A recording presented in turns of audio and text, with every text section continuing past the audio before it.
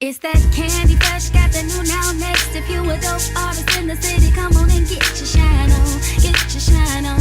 Candy Fresh gon' show up, get your shine on. It's that Candy Fresh, got the new now next. If you a dope artist in the city, come on and get your shine on. Get your shine on.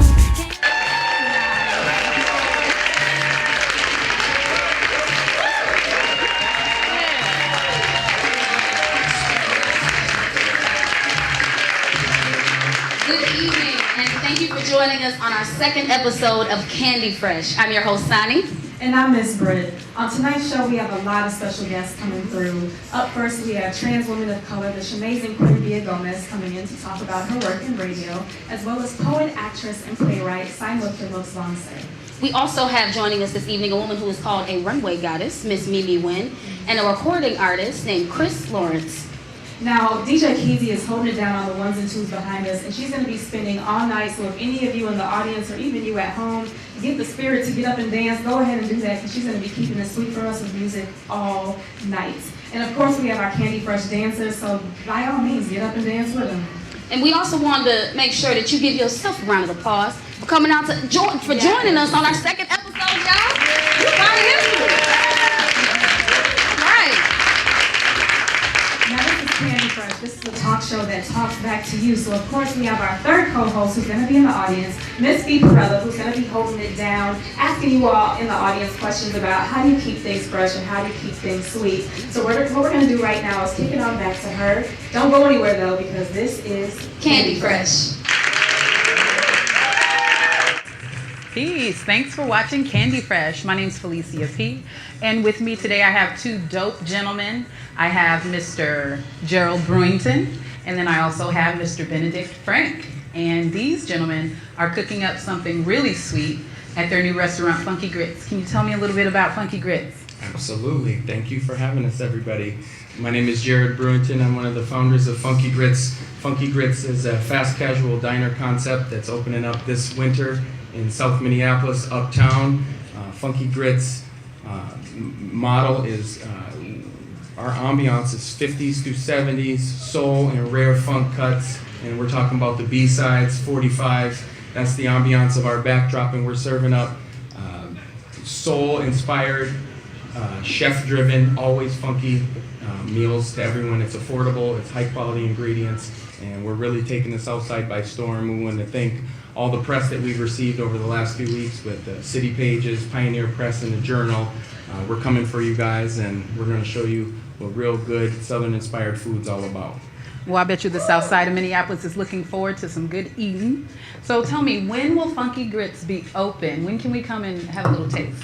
Well, as my partner Jared said, we're looking towards winter. It is the restaurant industry, so I don't know if those of you who are familiar with it, it's always delays and whatnot that come up. But, barring any sort of huge catastrophes, we're looking to be open wintertime, early springtime. We want to get it open as soon as possible for everybody and start serving up our unique take on Southern food. So. Okay, awesome. Well, tell me one more thing, one more question, fellas. Tell me what's sweet on the menu. Well, that one thing that everyone's going to be tripping about, for one, this title track, the Funky Grits, which is coarse ground yellow grits with blue cheese, with crawfish cakes, house-made boudin sausage, and chipotle remoulade. And what's going to also turn people is the perlo, which is the South take on chicken and rice. We're going to really turn it out, and you guys are going to see the home of the perlo and the home of the Funky Grits. It's going to be a fantastic event. January is what we're looking at. We got a special location announcement coming in the next few weeks, so check us out on our Funky Grits Facebook page or Real Funky Grits on Twitter.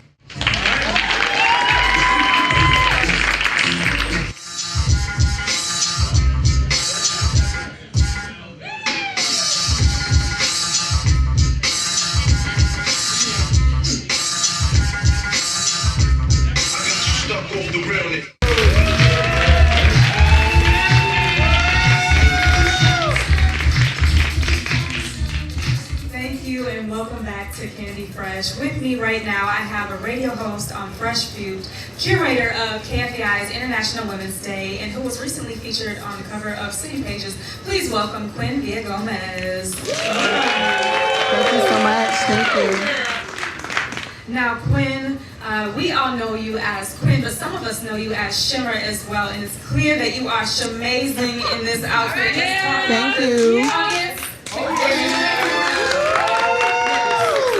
please tell us, as the creator and the woman who has coined this term shamazing, what does that mean? Well, as you know, I'm a trans woman of color, and so a long time ago, you know how a lot of the trans women come up with names like Diamonds and Prada. Well, Shimmer, because I love glitter and glamour. I thought Shimmer was great, so I thought it was fabulous. At first I was going to pick Quinn, but then that would have been too cheesy. So I picked Shimmer, and it's stuck ever since. And she looks amazing again, doesn't she? So you are a radio host on Fresh Fruit. Tell us about your show. When can people listen? What's it all about? Yes, so currently I'm a co-host on KFAI Radio, a program called Fresh Fruit. And Fresh Fruit is a program that airs every second Thursday of the month. And I co-host alongside Roxanne Anderson, who is the host of the program, also with Rare Productions. And the premises of our program is to focus on the LGBT community, queer artists of color, and trans people of color. Excellent, excellent. And with Roxanne, your co-host, you also work with them on Rare Productions. So what is Rare Productions? What do you guys do? Rare Productions is an entertainment and arts and media company, and what we do is we bring LGBT artists, trans artists, and people of color artists, and we bring them to like events and showcase their talent. And I've done some events with Roxanne, such as we currently are going to be having an event coming up next month. And we have artists such as Kevin Casmore, we have Lil One, who is a trans artist, who is a female-to-male trans artist, and we also have Quentin Adams and so many more artists on the Rare Productions label. Definitely. So we'll make sure that we give all you guys listening at the audience, and for those of you viewing at home, we'll make sure that we give you guys the information so you can check those events out. But tell us, you've been providing platforms for queer artists, for trans artists, and you're a Latina woman, you're a trans woman as well. How is it that you've been able to kind of make your way through the entertainment industry, through the radio industry, being a minority, someone who doesn't maybe have the same identification as other people in your field? Well, I think for me, I think being someone who is transgender, I think it's a lifestyle that's really tough. It's a struggle. You know, a lot of bullying, you go through so much hate and adversity, but I think I'm being so strong. And I think what I've been doing this last year for the community has been such a great honor. Being in radio broadcasting, you don't see a lot of trans people doing that. Also, you know, just kind of just living my dream of being out there and showcasing, and also hosting local events in the Twin Cities. And I want to be a voice for the LGBT community, so I'm so grateful. Please make some noise for Quinn right now. Very authentic about the community and representing to our groups within our communities that don't always get a platform, and that's extremely important. But there is one trans person who's been getting a lot of love in the media, which I think is a great thing for the most part. But when most people transition, they don't get to be automatically on the cover of Vanity Fair or to get a reality show. So what has it meant for you as a trans woman of color since Caitlyn Jenner has emerged as her new identity? Well, I am local, and so, you know, I'm not famous and rich like Caitlyn Jenner is. Yes, you are. But I think, you know, I really want people to understand that trans people, trans men and trans women, we're human beings. We don't wake up every day with a glam squad. We don't have our hair done, our makeup done, you know, and we live our life with daily struggles, and we have our imperfections. And also in the community, healthcare is a really big struggle for trans people. You know, a lot of healthcare providers do not give us access to hormones and other programs and stuff like that. So for me, my story is I'm not on hormones. I'm just, you know, a trans woman. I've been living my life this way for so long. And so I want to start that journey, and it's just been kind of a tough road for me. So I really want everyone to know that we do have our struggles, and we may not be at the level that Caitlyn Jenner is, but I feel what I'm doing in the community is great. So I am, you know, the shimmer of the Twin Cities. Caitlyn, watch out. That's all I know. Well, who have been some of your your influences that have really inspired you to be authentic to who you are, even though you don't have the reality show to walk into or the glam squad just waiting on you daily? What motivates you and who motivates you to keep doing what you do? What motivates me is music. I love music. I love radio. I think I have this eloquent way of speaking. My biggest inspirations, I have two. My first is my best friend, Jonathan Gibson, who I've known for over 20 years, and he's been the biggest, brightest light in my life, and he's been there for me throughout my dark days, my happy days, and he's my biggest supporter.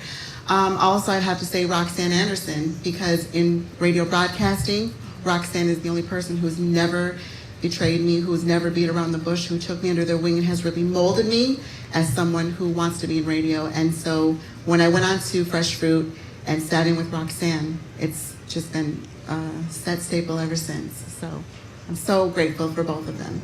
Beautiful, beautiful. Now, it's amazing that you have those pillars within your community that are going to show you love, and that you can have a platform in which you can give other artists love and make sure that they have access to raise their voices and really raise awareness of other issues. And I think that's a beautiful, amazing thing. But as you said, being a trans woman of color hasn't been an easy journey, yet you're so sweet, so humble, so shamazing. Thank you. How do you keep it all together? What do you do to keep life sweet?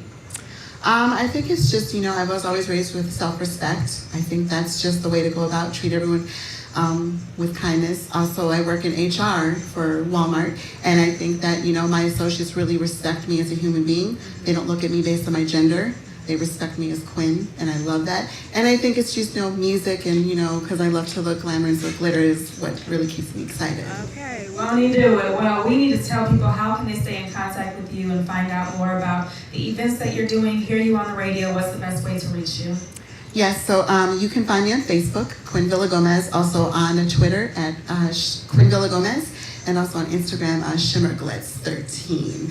And I'm actually, and also don't forget to check out Fresh Fruit on KFAI every second Thursday of the month with Rare Productions, hosted by Roxanne Anderson, 90.3 FM in Minneapolis and 106.7 in St. Paul. And then also, we're having a big event next month at Cafe Southside The Exchange. It's going to be Black, Brown, and Queer all over. Holla, and I'm emceeing that. Okay. And we have such a amazing lineup of amazing artists. We definitely look forward to seeing you at all of those events, and you can listen to Quinn online at kfai.org/freshfruit. But make sure you stay tuned, because we got a whole lot more sweetness for you right here on Candy Fresh.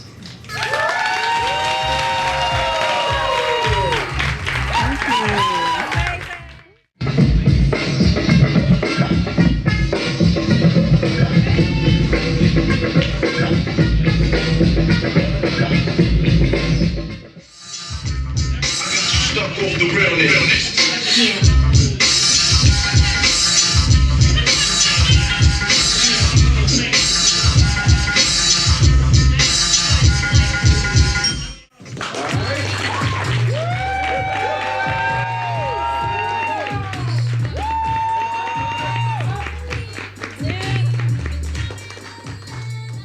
Welcome back to Candy Fresh. I'm your host, Sanni, and my next guest is also known as a runway goddess, that's what I'm told, and you are the head designer for Mita Fashion. Candy Fresh audience, please welcome and join me in welcoming Miss Mimi Nguyen.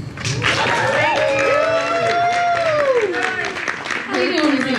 Good, how are you? I'm good, I'm glad you're here. You look beautiful. Oh, thank you, Who's your stylist? I don't have one. We can talk about that after the show. I have a lot. I've seen a couple right here too. I was hinting at you being a stylist. I can make you something, but I'm not really good at it. Okay, all right. So you into so let's get into that. Yeah. So you are the head designer for Mita Fashion. So explain to me what that is. Mita Fashion is pretty much my business and my best friend / partner. She's her name is Charita Maz.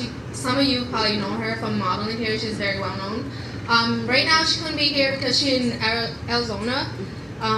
That's where she lives now, so I'm just doing everything here and she's doing everything over there. Okay. So take turn doing stuff, pretty much. Okay. Yeah. So for people who like me, because I'm just getting into the fashion media stuff. Okay. So for those of us who are not fashion savvy, what's the difference between a head fashion or a head designer and a stylist? What's the difference between the two? A designer is the one that create the clothes. Okay. a stylist is the one that helps designer, make the clothes more beautiful. Like put them on the model? Yes, put them on the model, what go good with the clothes, and accessory wise, makeup, hair, all that stuff. Yeah. All right, that makes sense. Okay. So you gonna hook me up with your people, right? Yeah, with you. Okay. All right. So I like to keep my interviews sweet and simple. I want to do past, present, and future. So for the past, how did you know that design and the fashion world? Because I heard it's pretty cutthroat. What made you say, you know what, this is what I want to do? Well, the past, I actually stumbled into designing clothes because I was known for producing big event and fashion shows. I've been sewing since I was 6 years old, and pretty much just whip the outfit when I go out to event. Long story short, my friends just pretty much, put my name out there in this fashion show because they short designer, and I didn't want to jeopardize my other business, which is LPR projects production. So, I didn't want to jeopardize that, so I just whipped the outfit for the shows, and then ever since then I end up, doing it, yeah. It's been like almost 2 years now, yeah. How would somebody go into building their own, something that's for them, that's speaking to their personal brand of fashion? Okay, let's just say, I'll give you a sample. If I go in there and I saw Versace dress that I like, and I'm like, I want to make something like that. And then I want to put something my, personal style. Okay. See me, I like very fitted and curvy clothes. So I like to throw, I'm very detailed, so I like to throw little details just to give the woman the curve. All right, Mimi, so I was told that you brought some models here today and some pieces, or just one model? Just one model, Okay. the lovely Stephanie. Okay, all right. Well, Stephanie, come on out. Let's see what you got. All right, do your head fashion designer thing. Go ahead and explain us what's going on here. This is Mita Couture for 2015 this year collection for a fashion shows. That coming up, but I already used it, so I'll make some nails. But so pretty much it's lace, stretchy. All this flower here is hand cut and hand sewn, and it took me about almost 2 days. So the whole entire dress. Just for the flowers was 2 days. Yeah. So because it's two different fabrics. The top one is lace, and the bottom one is the flower actually from the the stretchy lace fabric. So I have to cut two different type of fabric and put them on top of each other. It's a handful. Long story short, I have some friends, my daughter, everybody pretty much helped cutting the flowers. It took 3 days for this dress to be done. That's pretty short to me. Give everybody a little spin, Stephanie. So yeah, got a little train right here going on. Very dramatic.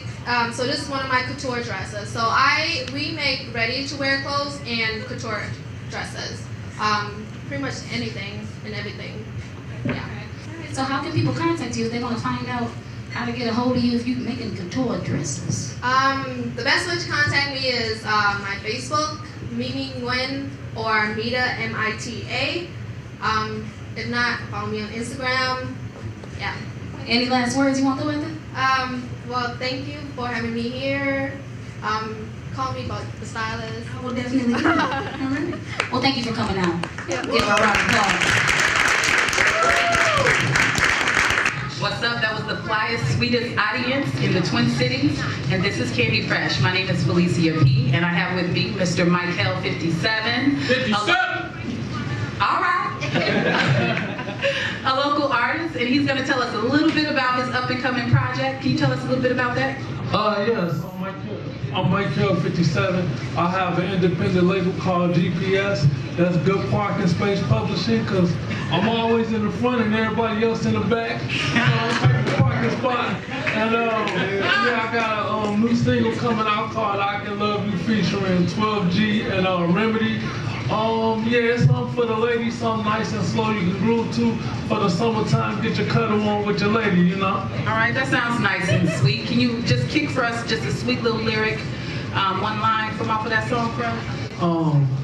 I just kick this one. I be like, I'm the best rapper alive, so somebody lied or Lil Wayne died. All right, that was Mykel 57, and this is Candy Fresh.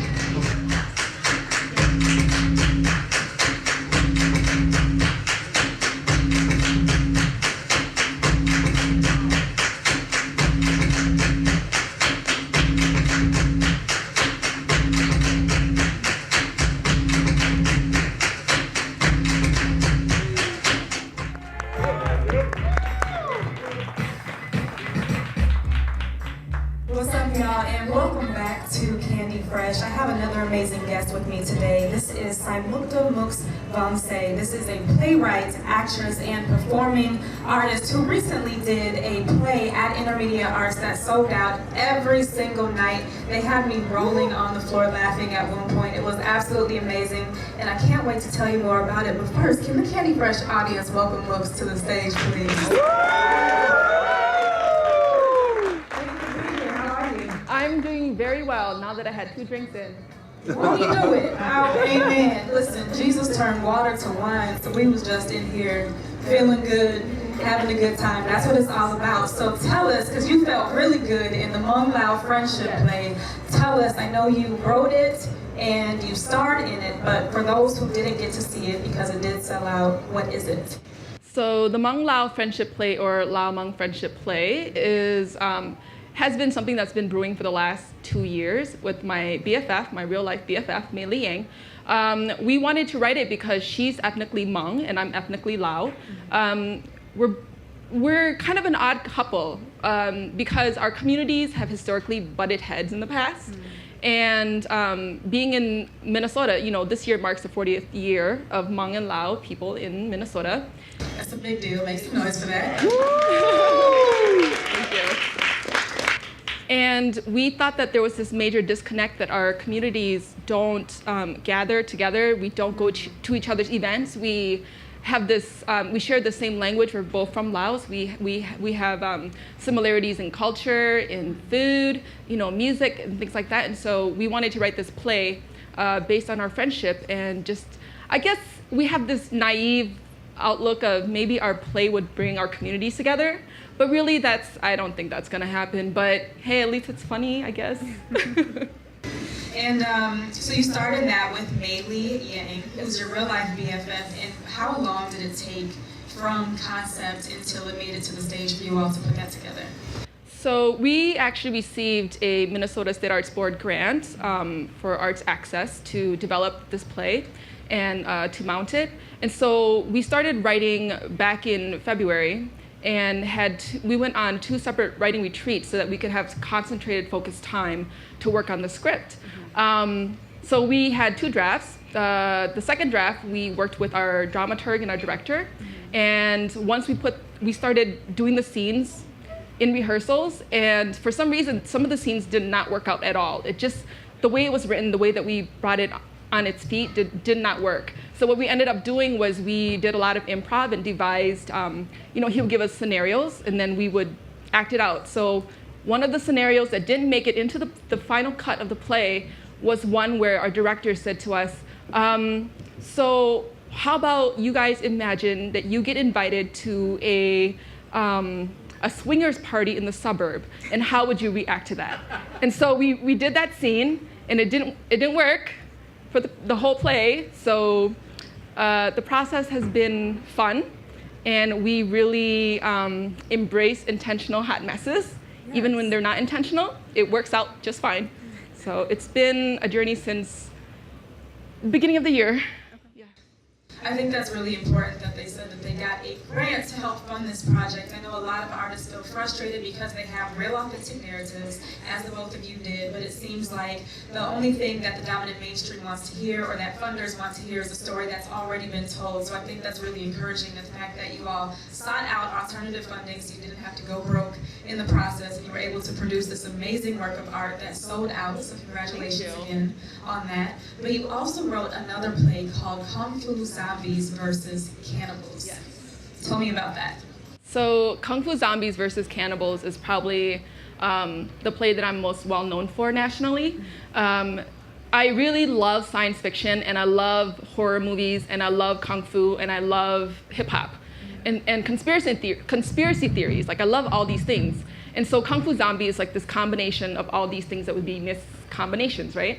But the play is really about the fact that Laos is the most historically bombed country per capita in history.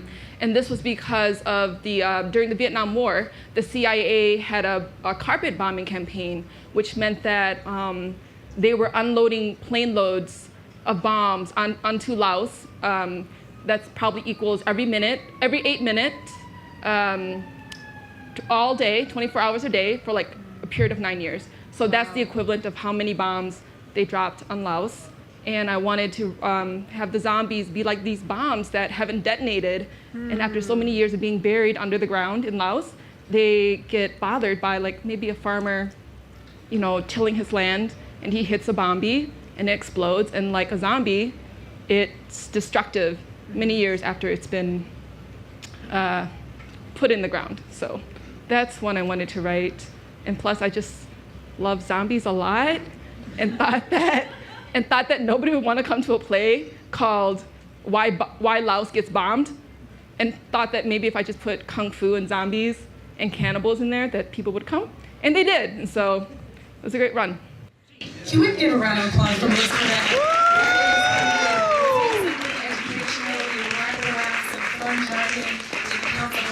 So definitely congratulations on that. But you're also a writer in another way, because you recently launched your rap career. Oh, Lord. Word on the street is you got bars. Yes. So I need to know about this really quick. Is this a thing? What's happening? Okay, so I'm not really a rapper, but I play one in theater. Okay. So for the Hmong Lao friendship play, or Lao Hmong friendship play, Mei Li Yang and I, we wanted to talk about language and how, as refugee kids growing up in Minnesota and in the public school systems, we were actually coerced to go to English as a second language sessions. And even though our English was perfectly fine, we just kept being put into these classes. And so we wrote a rap song about having multiple tongues and the advantages of that. And so we wrote a song inspired by Big L, Ebonics, which is one of my favorite rappers. And the song's called Refugee Slang. And it's the most prideful, shameful thing I've ever done, because I know my actual rapper friends are probably cringing, but I'm really proud of myself for learning my rap lines, I guess, and keeping on beat. So that was good. You should check it out. And where can we see this? I think you should just YouTube refugee slang, and then my miserable face will come up, and check it out. And where can people go to find out more about the work that you do, whether it's your poetry or the plays that you write, or you as an actor? Where can they find out more, in addition to your new rap career? Oh, Lord. So I'm totally looking forward to being on Soul Tools, to be interviewed about my new rap career. And you could follow me on Twitter. I'm Refugenius on Twitter. And then also SWEETEST.com. And I'm on the Facebook. You know, just Google my name. My face pops up sometimes. All right, y'all. Well, she's gonna make sure we're gonna make sure we get her on Soul Tools Radio, so she can take the bar exam just like every other MC. But in the meantime, I need y'all to make some noise for Miss Britt.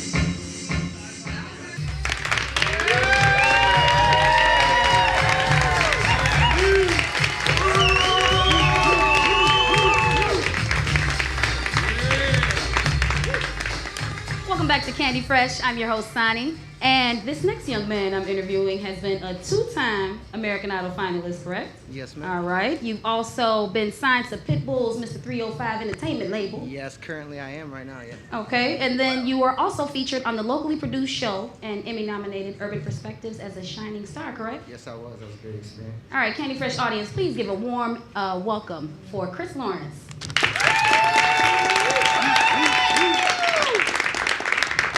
All right, so I did my Inspector Gadget yesterday. I did some research on you, okay? I told you to go easy on me. Okay, nothing like that, nothing like that. We're gonna keep it nice. All right, so I heard you sing on a couple of videos. Okay. And from what I hear, you definitely got some R&B, some bluesiness to your voice. Who inspired you? What genre of music really inspired you to be like, yep, I'm about to be in music? You know, you wouldn't think it, but my sound right now has kind of progressed into what it is. But starting off when I was 13, John Mayer. Actually, I heard his first album, so I picked up the acoustic and I learned by ear. I would like play a note, pause it, then I figure out what that note was, rewind it, get the next note, and that's kind of how I learned acoustic. So School of Hard Knocks. Yeah, School of Hard Knocks, you know, trial and error. But so, you know, I love John Mayer, and then vocally I started getting into Usher and Justin Timberlake and all that, so I got real soulful, and I grew up playing drums in church since I was 9 years old, so, you know, that gospel side of me comes out a lot in my music. Okay, I can hear that in some of the stuff that I saw you playing on your videos. So, moving on to the present. I like to keep my interviews sweet and like simple. that. So we did the past. Let's do the present. Okay. All right. So on Urban Perspectives, you mentioned how hard it gets on a journey when you're going towards something, when you're going towards your goal. Yeah. So, what's been your biggest motivation to keep you moving? Because nobody sees the really difficult parts. You're like, you know what? I really don't know if I'm going to keep doing this. So, what is your number one motivation that keeps you going one more day? You know, honestly, there's a lot of different motivators for me. One, it's a big one, is my mother. She actually has MS. I've been like taking care of her since I was 15 years old. My dad left, and so one motivator is to be successful, so I can really give her the life she deserves. Because right now she really doesn't have the life she deserves, in my opinion. You know, also though, when days get tough, you know, and the music business is rough, you know, you just gotta really stay true to the music and love it. You know, I got a tattoo on my arm. It's a combination of sound with the beauty of form and expression of emotion, and that's the definition of music. So when I get down, I'm just like, hey, you know what? This is what it's all about, anyways. And I think that's the type of music that people really love, anyways. That's from the heart. That's from the heart, yeah. Can you give us a little sample? Yeah. Actually, this is a little sample from my single that was released last summer through Mr. 305 Records. It's on iTunes, Amazon, Spotify. You can go check it out. Shazam it. You hear it, yeah. All right. Yeah. So here it goes. It's called Withdraw. It goes, I can't get your love out of my mind. You're my favorite habit. Gotta have it time after time. I get uneasy when you're leaving. Girl, it's an issue for me. So I just can't quit you, girl. Yo, so give me heat, lady. Give me heat, baby. I'm Memphis, lady. Just eat a little bit, baby. Give me heat, lady. Give me heat, baby. I'm Memphis, lady. Just eat a little bit, baby. Hey, the nights are so cold.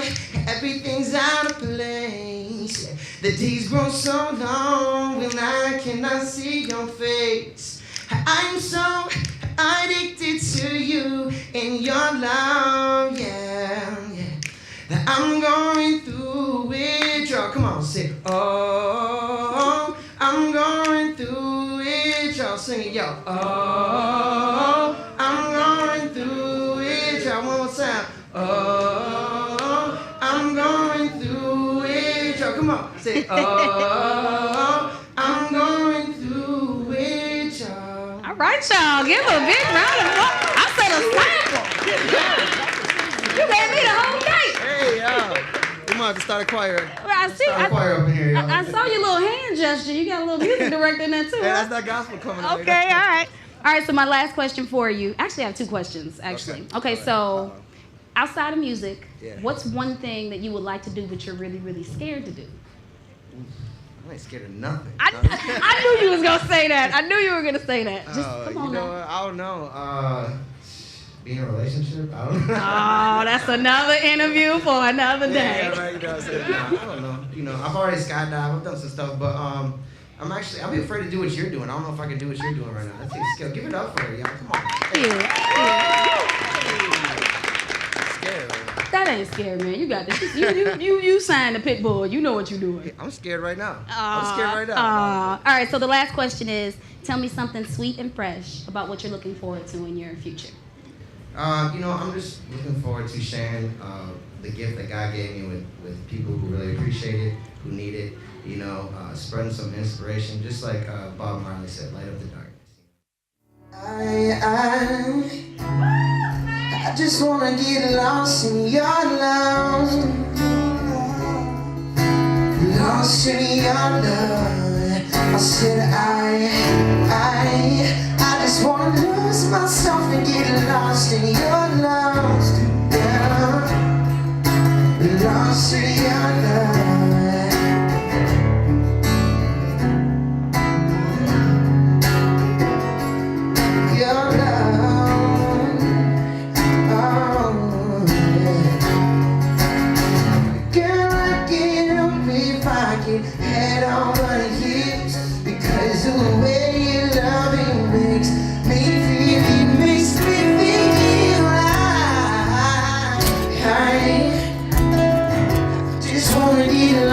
lost in your love.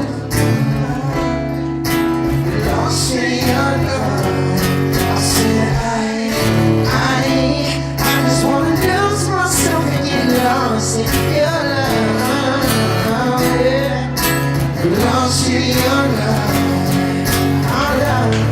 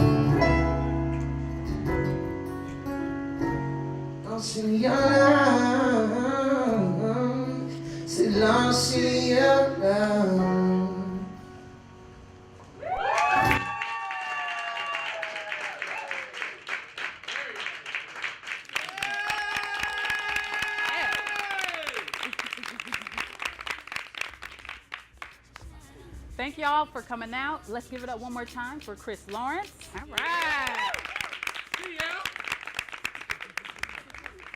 We also want to give a special thanks to Quinn Villagomez for stopping by, as well as SWEETEST Vongsay. And we also want to give a special thank you to head fashion designer Mimi Nguyen, as well as Chris Lawrence for his interview. And we also want to say special thank you to DJ Keezy, who was holding it down on the ones and twos all night, and for our so sweet Candy Fresh dancers who kept the energy crazy fresh. Give it up for them. All right.